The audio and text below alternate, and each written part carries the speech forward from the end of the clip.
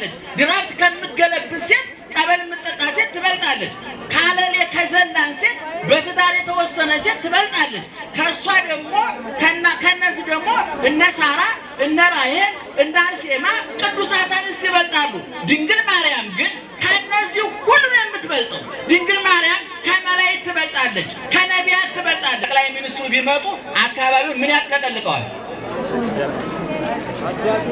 አትፍሩ፣ አይዟችሁ። የእናንተ ፖለቲካ መስሏችሁ እኮ ነው። ምን ያጥለቀልቀዋል? ፖሊሱ ደህንነቱ ያጥለቀልቀው። አሁን እኛ እኮ ያላጥለቀለቀው እኛ ስልጣን የለንም። በሰላም ለጥ ብለን ማደር እንችላለን። ታላቁ ሊቅ ዮሐንስ አፈወርቅ ሰውን እረፍት የሚነሱት ሁለት ነገር ናቸው ብሏል። ሀብትና ስልጣን ነው ብሏል። ኢየሱስ ክርስቶስ በበረት ሲወለድ ወግብተ መጹ ብዙኃን ወምስለ ውእቱ መልአክ ግብተ መጹ ብዙኃን አራ ሰማይ ከመላኩ ጋራ ብዙ የሰማይ ሰራዊት መጥተው ቆሻሻውን የሚከረፋውን ከብቶች የሚያድሩበትን በረት አጥለቀለቁት አለ። በበረቱ ውስጥ ማን ተገኘ? ወርቅ ተገኘ፣ ዕንቁ ተገኘ። የዘላለም ሕይወት እንጀራ በበረት ተጋገረ። የዘላለም ሕይወት ውሃ ከበረት መነጨ። የዓለም ርኩሰትን የሚያስወግደው ቅድስና በቆሻሻው በረት ተወለደ። በጠባቡ በረት ተወልዶ ሰፊውን ዓለም አዳነ። በቆሻሻው በረት ተወልዶ እኛን አነጻን። ዓመት ሕፃን ታሪክ እየተረክን አይደለም። የ3 ዓመት ሕፃን ታሪክ እያወራን አይደለም። ነገረ ድህነትን እየተናገርን ነው።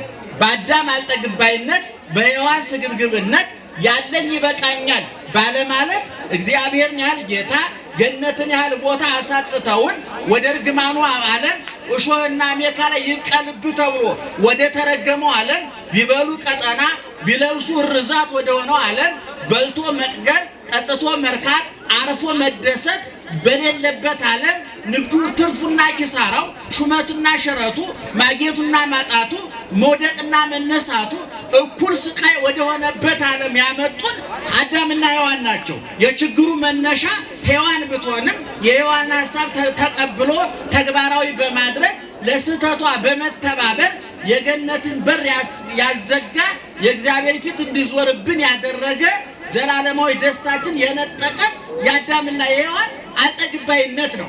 ይሄንን መካሻ ነበረው። የአዳምና የሔዋን ስህተት የተካሰው በድንግል ማርያም ነው። አዳምና ሔዋን በሙሉ ዓለም ተፈጥረው በደስታ ዓለም ተፈጥረው በገነት ተፈጥረው ወደ ጨለማው ዓለም ወደ ስቃዩ ዓለም ወደ ሰቀቀኑ ዓለም አመጡን።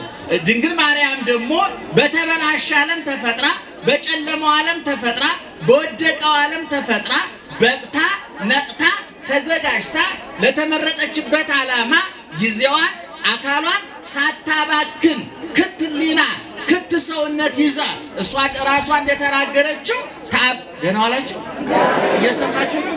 ታብዮ ነፍሴ ለእግዚአብሔር ወተታሰይ መንፈሴ በአምላኬ ወመድኃኔ።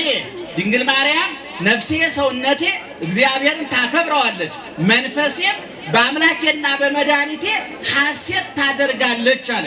ይሄ የሔዋን ስህተት መካሻ ነው። ሔዋን በአምላኳ ማረፍ አልቻለችም። በአምላኳ ደስታ ማግኘት አልቻለችም። ለዛውም ገነትን ያህል ቦታ እግዚአብሔርን ያህል ጌታ መላእክትን የመሰሉ አጫዋቾች በነበሩበት ዓለም ተቀምጣ የአየር ብክለት፣ የፖለቲካ ቀውስ፣ የኢኮኖሚ ድቀት፣ የጎሳ ግጭት፣ የቋንቋ ፍጭት በሌለበት እግዚአብሔር በነገሰበት መላእክት የጧት የማታ አጫዋች በሆኑበት ተድላ ደስታ በነገሰበት በገነት ተፈጥራ መንፈሴ በአምላኬና በመድኃኒቴ ሐሴት አደረገች ማለት አልቻለችም ሔዋን። ድንግል ማርያም ግን በዚህ ቆሻሻ ከንቱ ግፍ በሞላበት እንባ በሚፈስበት ጩኸት በበዛበት በሽተኛ በበዛበት በመከራው ዓለም ተፈጥራ ምንድነው ያለችው? ሰውነቴ እግዚአብሔርን ታከብረዋለች፣ መንፈሴም በአምላኬና በመድኃኒቴ ምን ታደርጋለች? ሐሴት ታደርጋለች አለ። በስመ አብ በስመ አብ ድምፁ እየጠራ እንዲሄድ ብዬ ነው። ወደዛ ንግግሮች ስላሉ ከኋላም ያላችሁ ዝም ብሎ በኋላ ያላችሁትም ጭምር በስመ አብ የሚሰራው በስመ አብ ወወልድ ወመንፈስ ቅዱስ አሐዱ አምላክ አሜን። ቀደም ሲል ስማቸው የተዘረዘረው የቤተ ክርስቲያን የልዩ ልዩ መምሪያ ኃላፊዎች፣ እግዚአብሔርን ብላችሁ ይቅርታውን ቸርነቱን አምናችሁ ከቅድስት ድንግል እናቱና ከቅዱሳን ባለሟሎቹ የሚገኘውን ጥበቃና ምልጃ ተስፋ አድርጋችሁ በዚህ ቦታ እንድትገኙ እግራችሁን ወደ ቦታው ልቦናችሁን ወደ ቃሉ ያቃናላችሁ የእግዚአብሔር ቤተሰቦች ምእመናን እንዴት ዋላችሁ? እንዴት አረፈዳችሁ? እንዴት ቆያችሁ?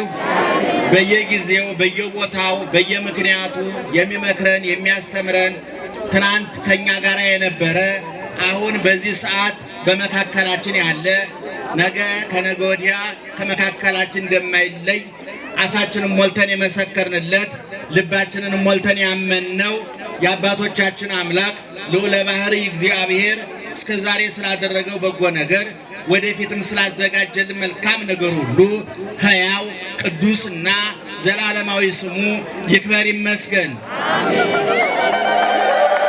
የምታውቁት ይሄ ቦታ ከከተማው ወጣ ያለ ነው። ስንመጣም ትንሽ እግር መንገዱ አስቸጋሪ ነው። ነገር ግን የሚገርማችሁ ነገር በብሉይ ኪዳንም ሆነ በሐዲስ ኪዳን እግዚአብሔርም ሆነ የእግዚአብሔር ወዳጆች ስራ የሰሩባቸው ቦታዎች ሲጠኑ ከከተማ ወጣ ያሉ ወይ ተራራ ላይ ወይ ሸለቆ ላይ ወይ ቆላ ውስጥ ናቸው።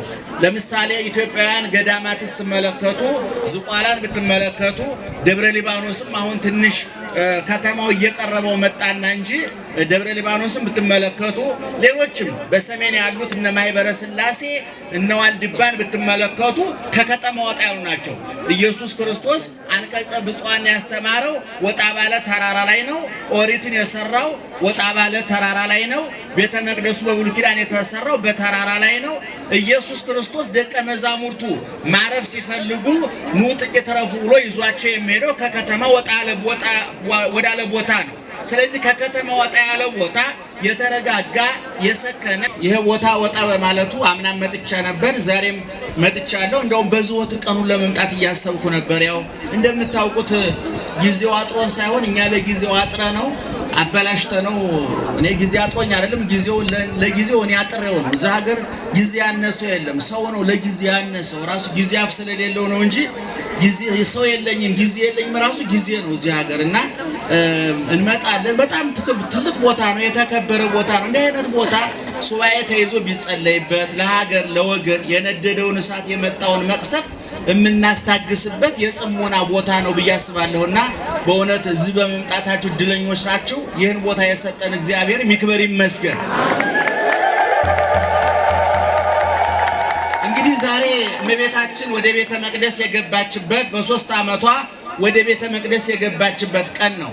ኦርቶዶክሳውያን የተዋህዶ ልጆች ሁልጊዜ እንደምንነግራቸው ኦርቶዶክሳውያን ሊቃውንት እንደጻፉልን ሐዲስ ኪዳንም ሆነ ብሉይ ኪዳን እንደሚነግረን የመጽሐፍ ቅዱስ የብሉይ ኪዳንም ሆነ የሐዲስ ኪዳኑ የመጻሕፍተ ሊቃውንትም ሆነ የመጻሕፍተ መነኮሳት የአራቱ ጉባኤ ከዛ በኋላም መጽሐፍ ቅዱስን ተንተርሰው የተጻፉ የገድላቱ የድርሳናቱ የተአምራቱ አጠቃላይ ግብና ውጤት የታወቀ ነው። ሰውን ማዳን ነው። ሰውን ማረጋጋት ነው።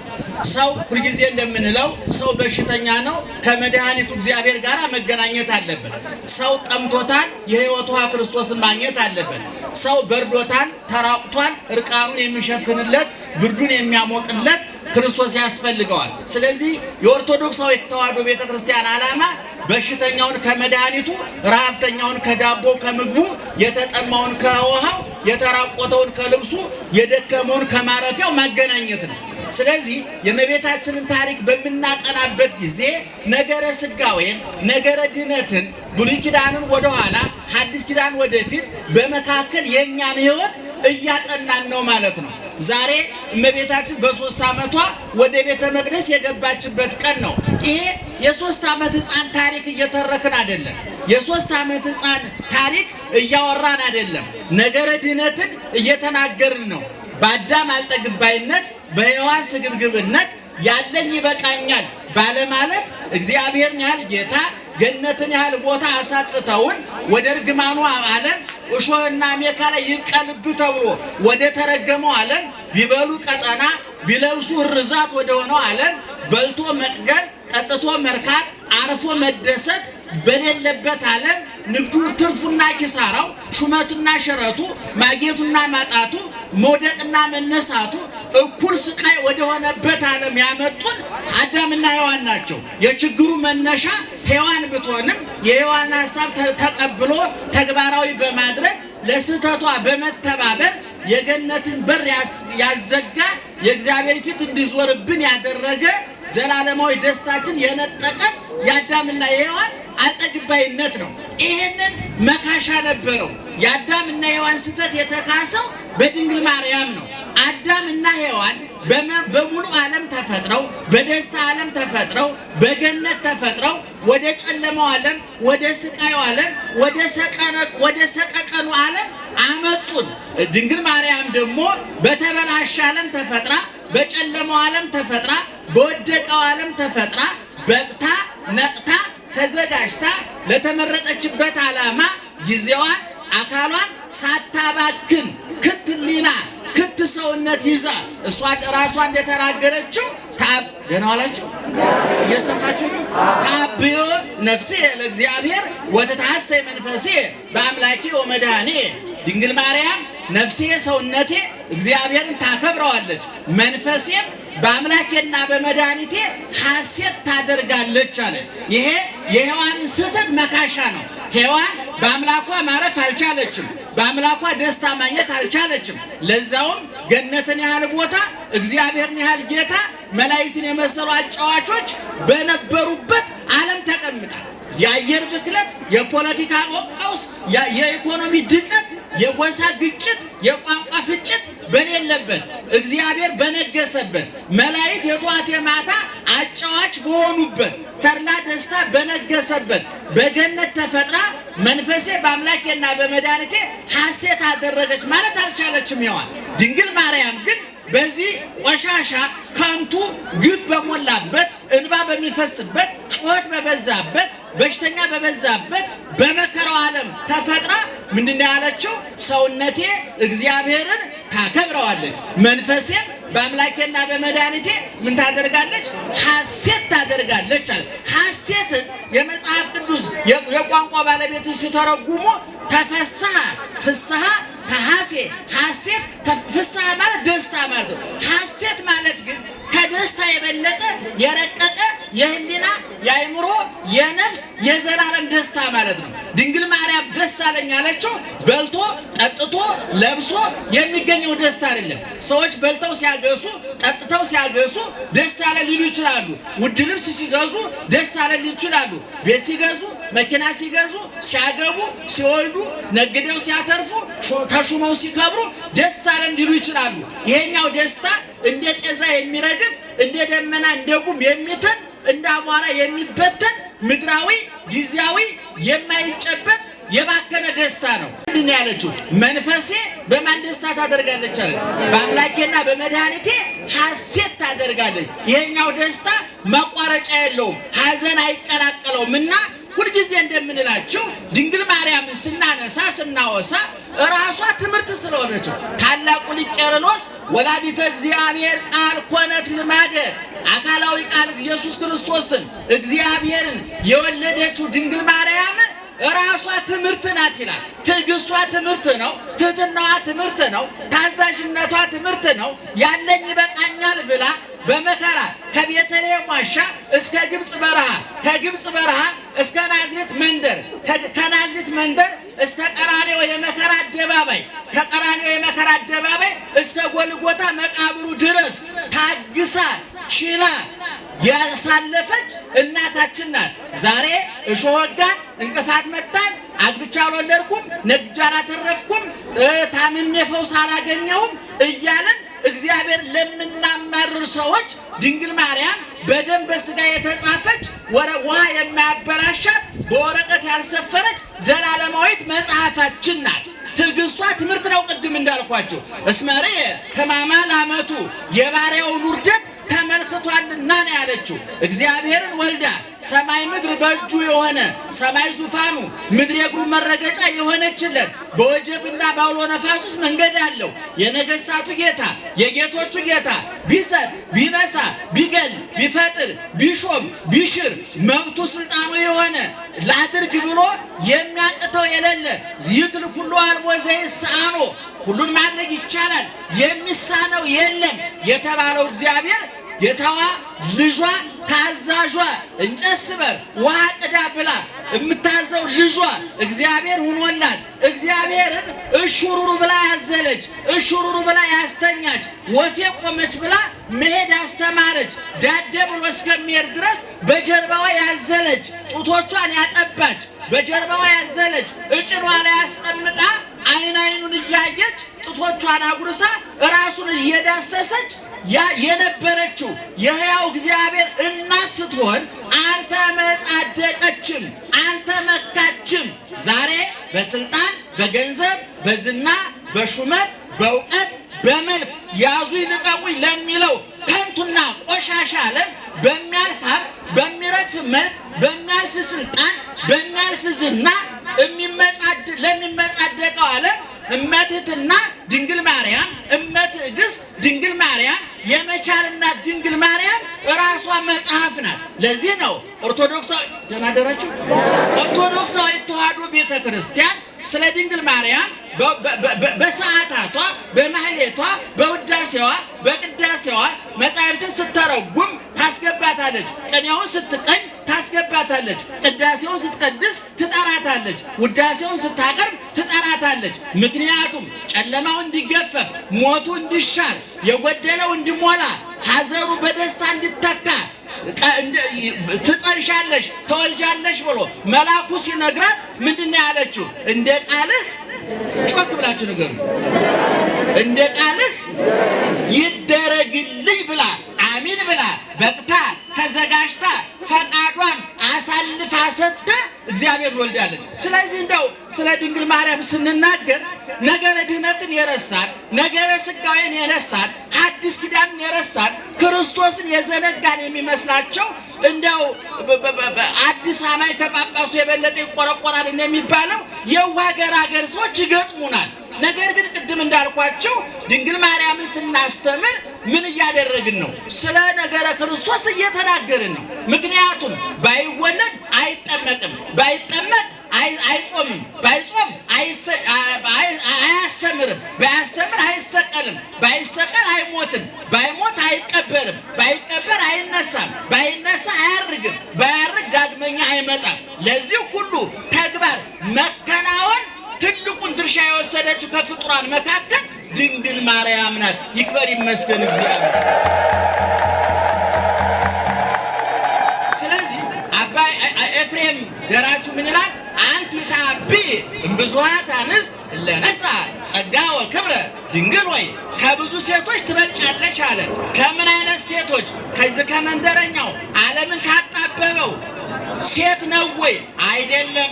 ለነሳ ጸጋ ወክብረ ጸጋና ክብር ከተሰጣቸው ከዓለም ሁሉ ሴቶች ትበልጫለሽ አለ። ድንግል ማርያም የምትበልጠው ምእመናን ከእናንተ አይደለም።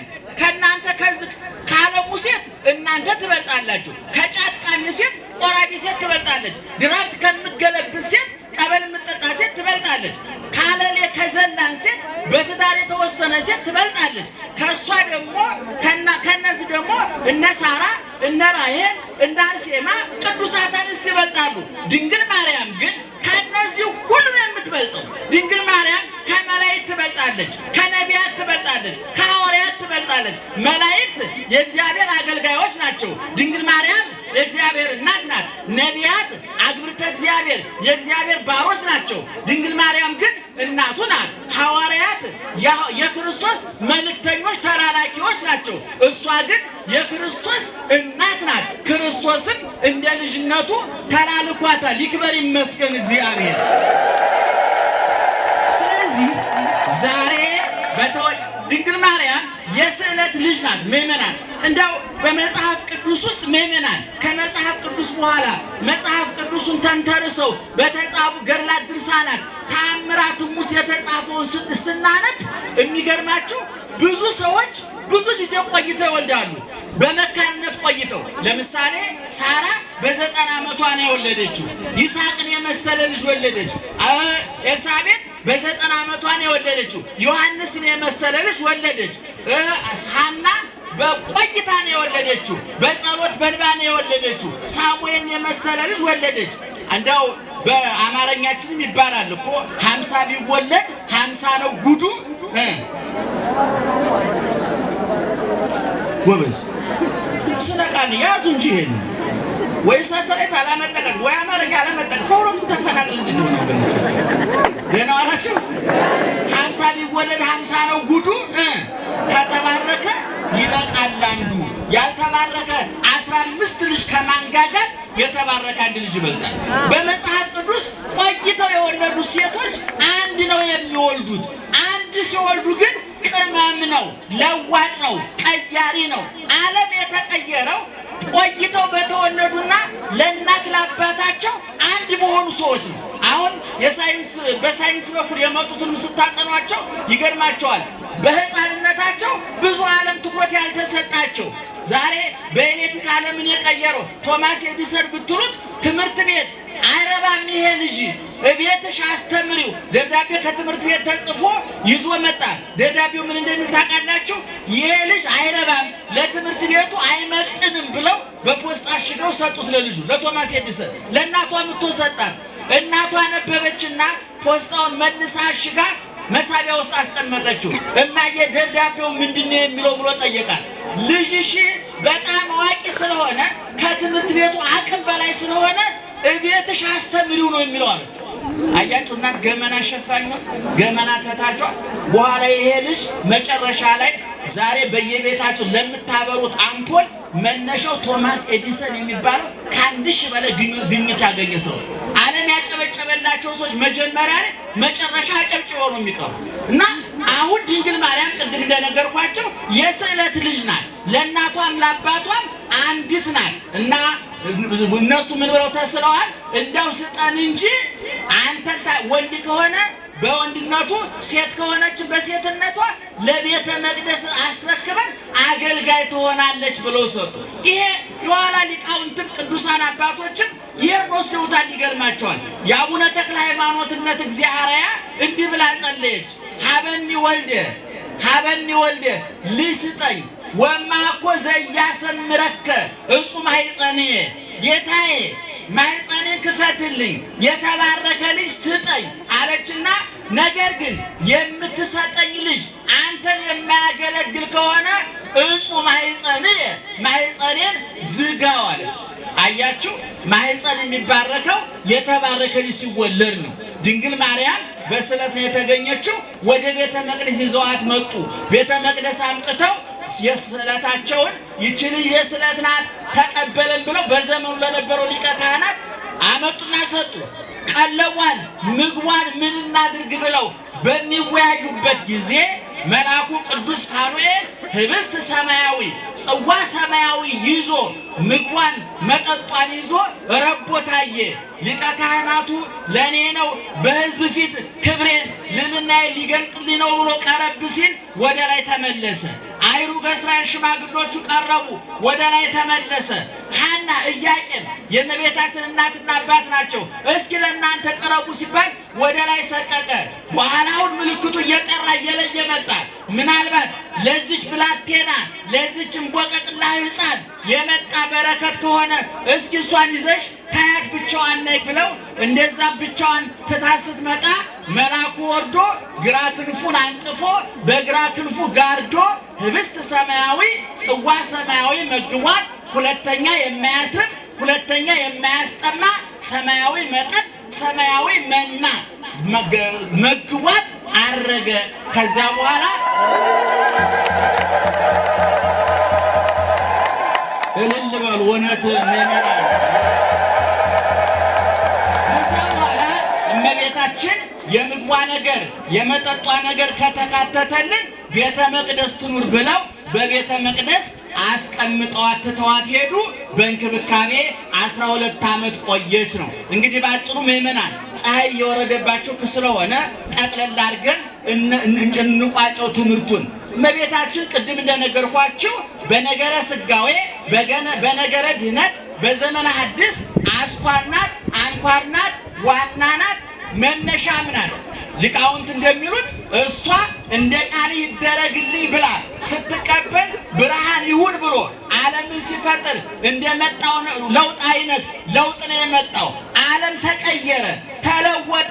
እኔ የድንግል ማርያም መወለድ ወደዚህ ዓለም መምጣት የዓለምን አስተሳሰብ ነው የቀየረው። የዓለምን አኗኗር ነው የቀየረው። የዓለምን ተስፋ ነው የቀየረው። ለዚህ ነው ሊቁ አባ ሕርያቆስ አንቲ ውእቱ ተስፋሁ ለአዳም አመ ይሰደድም ገነት፣ ከገነት በተሰደደ ጊዜ የአዳም ተስፋው አንቺ ነሽ አለ። ይሄ በረቀቀ በጠለቀ በራቀ ምስጢር በሃይማኖታዊ መነጽር ስንመረምረው ስናየው ስናጤነው ምን ማለት ነው?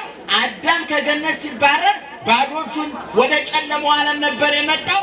አዳም ወደ ገነት መልሶ የገባው ደግሞ ከድንግል ባድርጉ ወህብስት ሰማያዊ በላች፣ ጽዋ ሰማያዊ ጠጣች። ከ15 ዓመት በኋላ በቤተ መቅደስ 3 ዓመት ቆየች፣ 12 ዓመት ቆየች። በጥቅሉ 15 ዓመት ሲሞላት በመልአኩ በቅዱስ ገብርኤል ብስራት እግዚአብሔርን ጸነሰች። ልብ አድርጉ። ህብስት ሰማያዊ በልታ ጽዋ ሰማያዊ ጠጥታ ለእኛ ደግሞ ከሰማይ የወረደ የሕይወት እንጀራ እኔ ነኝ፣ እኔ የሕይወት ውሃ ነኝ፣ የተጠማ ቢኖር ወደ እኔ ይጠጣ ያለውን ክርስቶስን አስገኘችልን። ክርስቶስ ለተራበ የሚበላ ዳቦ፣ ለተጠማ የሚጠጣ ውሃ፣ ለተራቆተ ለበረደው እርቃን የሚሸፍን የነፍስን ቁርና ብርድ የሚያስወግድ ሰማያዊ ልብስ፣ ምግብ፣ መጠጥ ነው። እሷ ታዛ ተቆጥባ ተዘጋጅታ እሱን አስገኘችልን። የጥያቄዎቻችን ሁሉ መልስ ክርስቶስ ነው። የልባችን ማበሻ ማረም ክርስቶስ ነው። የቁስላችን መፈወሻ መድኃኒት ክርስቶስ ነው። የጉድለታችን መሙያ ክርስቶስ ነው። የስብራታችን ጥግናት ክርስቶስ ነው። የነበረ ያለ የሚኖር ደህና ዋላችሁ? እየሰማችሁ ነው? በደንብ ስሙኝ ምእመናን። ስለዚህ ባጭሩ ከድንግል ማርያም ሕይወት ምን እንማራለን ምእመናን? አንደኛ ትዕግስት እንማራለን። የኛ ዘመን ሰው ትዕግስተኛ አይደለም ወገኖቻችን። በዚህ በመጽሐፈ በያዕቆብ መልእክት ላይ እንዲህ ተብሎ ተጽፏል። ወናሁን አስተበጽኦሙ ለለታገሱ ወሰማዕክሙ ትዕግስቶ ለኢዮብ። የኢዮብን ትዕግስት ሰምታችኋልና እግዚአብሔር ልመናው እንደሰማው ሰምታችኋልና የታገሱትን ምን እንላቸዋለን አለ? ብፁዓን እንላቸዋለን አለ። ድንግል ማርያም ታጋሽ ነበረች። ድንግል ማርያም በርዷታል፣ ርቧታል፣ ጠምቷታል፣ ተሰዳለች፣ ተጨንቃለች። ዛሬ እናንተና እኔ እያለፍንበት ያለውን ሕይወት አልፋበታለች። መሰደዱን ታውቅበታለች፣ መራቡን ታውቅበታለች፣ መጠማቱን ታውቅበታለች፣ መጨነቁን ታውቅበታለች፣ ማርባቱን ታውቅበታለች። ስለዚህ ድንግል ማርያም እኛ ባለፍንበት መንገድ ሁሉ አልፋለችና ይህንን እንዴት አለፈችው ብለን መመርመር ያስፈልጋል። ቅድም ስናገር ምንድን ያልነው? ነፍሴ ሰውነቴ ማንን ታከብረዋለች? እግዚአብሔርን ታከብረዋለች። መንፈሴም በአምላኬና በመድኃኒቴ ምን ታደርጋለች? ሐሴት ታደርጋለች አለ። እንዳውም ባለቅኔው ምን አለ? ድንግል ዘይትፈርህ ሐሜተ ፍርፋራተ መናት ስዕል አኮኑ እንዘ ትጸውር ህብስተ። አረ ድንግል ማርያም እንደው ትንሽ አታፍሪም እንዴ? ድንግል ማርያም እንጀራ ለምና በልታለች። የሕይወት እንጀራ በጀርባሽ ላይ አዝነሽ እንዴት እንጀራ ትለምኛለሽ ማለቱ ነው ሊቁ። ከሰማይ የወረደ የሕይወት እንጀራ ልጇ ነው። እሷ ግን ርቧታል። የነፍሳችን ውሃ ጥም የቆረጠ የዘላለም ውሃ ማን ነው? ክርስቶስ ነው። እሷ ግን ጠምቷታል። ተስፋሆሙ ለስዱዳን ምስቃዮሙ ለሕዙናን፣ የሐዘንተኞች መሸሸጊያ የስደተኞች ተስፋ ልጇ ነበር። እሷ ግን ተሰዳለች፣ ተገፍታለች፣ አዝናለች። ታዲያ አላማረረችም፣ አላጉረመረመችም። ምእመናን ብሶተኞች አትሁኑ፣ አጉረምራሚዎች አትሁኑ፣ አልቃሾች አትሁኑ። ብሶታችሁን፣ ጭንቀታችሁን ሰው አይይባችሁ፣ ሰው አይስማባችሁ። በትዳራችሁ ውስጥ የሚፈጠረውን ችግር፣ በንግዳችሁ ውስጥ የሚፈጠረውን መቀዛቀዝ፣ በጎረቤታችሁ የሚፈጠረውን ጣጣና ፈንጣጣ ሰው አይስማባችሁ። ለእግዚአብሔር ንገሩት። እሷ እየራባት እየጠማት አንድም ቀን ሙሰ ታቅብ ዘንተ ኩሎ ወተወደው ውስተ ልባ። እናቱ ግን ይህን ነገር በልቧ ምን ታደርገው ነበረ? ታስተውለው ነበር ይላል። አይኗ እንጀራ ልጇ እንጀራ እያበረከተ 5000 ሰው ሲያበላ አይን ሲያበላ ዕውር ሲያበራ፣ ለምጻም ሲያነጻ፣ ድውይ ሲፈውስ፣ ብዙ ስፍር ቁጥር የሌለው ተአምር እያደረገ ሰውን ሲያስደንቅ፣ ድንግል ማርያም ግን ሙዳየ ምስጢር መዝገበ ምስጢር ድንግል ማርያም ግን አትቀባጥርም፣ አትለፈልፍም ነበር። ምእመናን አሁን የእናንተ ልጆች እንደው አያርጉትም እንጂ እንደው አንድ አይን ቢያበሩ ሰው ታስቀምጣላችሁ? እንደው በእውነት የኢትዮጵያ CNN ያቀራችሁ ቢቢሲ ያቀራችሁ እንኳን አይን አብርቶ ሩጦ አሸነፈ ብላ ያዙ ሊቃቁ ብላችሁ የለ እንዴ? ድንግል ማርያም ግን ልጇ ያን ሁሉ ተአምር እያደረገ በልቧ ትጠብቀው ነበር፣ ታስተውለው ነበር ይላል። እኔ ሁል ጊዜ እላለሁ እኔ እግዚአብሔርና ድንግል ማርያም ብቻ የሚያውቁት እኛ የማናውቀው ሐዋርያት ያልደረሱበት መላእክትም ያልደረሱበት ነቢያትም ያልመረመሩት የተደረገ ድንቅ ተአምር አለ። 9 ወር ከ5 ቀን ሰውነቷን ቤተ መንግስት ማህፀኗን ዙፋን አድርጎ እግዚአብሔር ነገሰ። 9 ወር ከ5 ቀን እግዚአብሔር ዓለምን ያስተዳድር ይቆጣጠር የነበረው ከድንግል ማርያም ማህፀን በተመሰረተ አዲስ ማዕከላዊ ማዘዣ መካከል ይሄን ማመን ያስፈልጋል ምእመናን። ምክንያቱም ሰማይ ዙፋኑ ምድር የእግሩ መረገጫ የሆነለት ማን ነው? እግዚአብሔር ነው። አሁን በድንግል ማርያም ማህፀን ያለው ማን ነው? እግዚአብሔር ነው። ስለዚህ 9 ወር ከ5 ቀን በማህፀኗ ድንግል ታጸንን ርሳ መንገለ ከርሳ ወታጸም ቅዳሴ መላእክት በውስጤታ ድንግል ማርያም በማህፀኗ መላእክት ሲዘምሩ ትሰማ ነበረ። ምክንያቱም ለምሳሌ እዛ አካባቢ ጠቅላይ ሚኒስትሩ ቢመጡ አካባቢውን ምን ያጥለቀልቀዋል? አትፍሩ፣ አይዟችሁ። የእናንተ ፖለቲካ መስሏችሁ እኮ ነው። ምን ያጥለቀልቀዋል?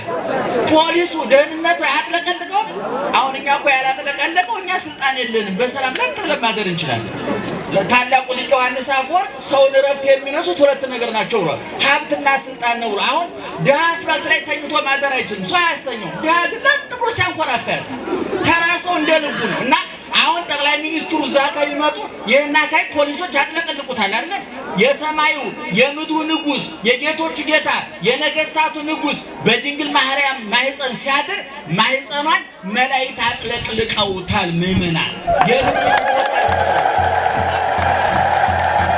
በሉቃስ ወንጌል ምዕራፍ 3 ከቁጥር 8 ጀምሮ ከቁጥር 8 ጀምሮ ስታነቡ ኢየሱስ ክርስቶስ በበረት ሲወለድ ወግብተ መጹ ብዙኃን ወምስለ ውእቱ መልአክ ግብተ መጹ ብዙኃን አራ ሰማይ ከመላኩ ጋራ ብዙ የሰማይ ሰራዊት መጥተው ቆሻሻውን የሚከረፋውን ከብቶች የሚያድሩበትን በረት አጥለቀለቁት አለ። በበረቱ ውስጥ ማን ተገኘ? ወርቅ ተገኘ፣ ዕንቁ ተገኘ። የዘላለም ሕይወት እንጀራ በበረት ተጋገረ። የዘላለም ሕይወት ውሃ ከበረት መነጨ። የዓለም ርኩሰትን የሚያስወግደው ቅድስና በቆሻሻው በረት ተወለደ።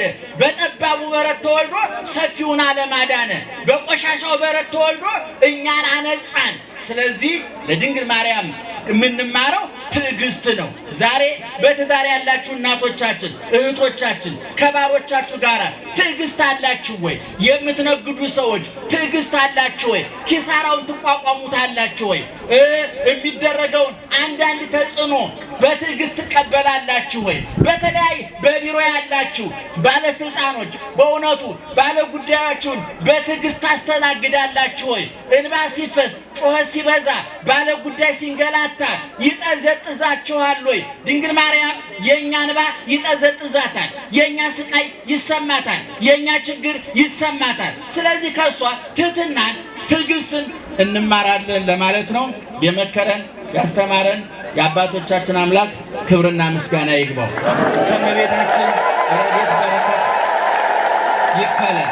በዚህ አጋጣሚ እንዳው ፍቅርን ማጽናት አለባችሁ ምእመናን፣ መግባባትን ማጽናት አለባችሁ ምእመናን። ክርስትና አጥር ቅጥር የለውም። ክርስትና ወንዝ ተራራ የለውም። ክርስትና ድንበር የለውም። ክርስትና ቀለም የለውም። ክርስትና ዘር የለው። ክርስትና ኢየሩሳሌም ተመስርቶ ወደ መላው ዓለም ሲፈስ ሰው ፍለጋ እንጂ ማንንም ፍለጋ አይደለም። ሰውየው ማን ነው? ነጭ ነው? ጥቁር ነው? ሀብታም ነው? ድሃ ነው? ያን ቋንቋ ይናገራል? የዚህ ብሔር አባል ነው? እንዲህ አይነት ስልጣን አለው የሚል በክርስቶስ መመዘኛ የለም። ሰው የሆነ ያመነ ንስሐ የገባ ወደ ወገኖቹ መጣ፣ ወገኖቹ አልተቀበሉትም። ለተቀበሉት በስሙ ላመኑት ግን የእግዚአብሔር ልጆች የሆኑ ዘንድ ምን ሰጣቸው? ስልጣን ሰጣቸው ነው የሚለውና እንግዲህ